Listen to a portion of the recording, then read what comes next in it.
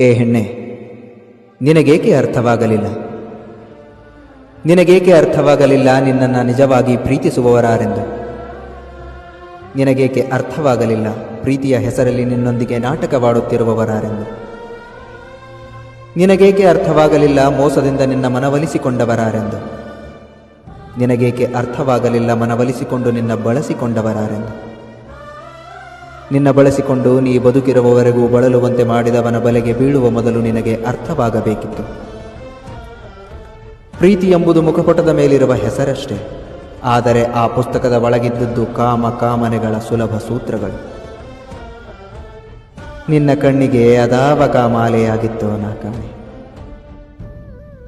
ನಿನ್ನ ಕಣ್ಣುಗಳಿಗೆ ಅದಾವ ಕಾಮಾಲೆಯಾಗಿತ್ತೋ ನಾ ಕಾಣೆ. ಅವನ ಕಾಮದಾಟಗಳು ನಿನ್ನ ನೋಟದಲ್ಲಿ ಪ್ರೇಮದಂತೆ ಕಾಣಬೇಕಾದರೆ ನಿನ್ನ ತನವ ನೀ ಕಳೆದುಕೊಂಡು ಈಗ ಅತ್ತರೇನೋ ಆಂತರಿಕವಾಗಿ ಸತ್ತರೇನೋ.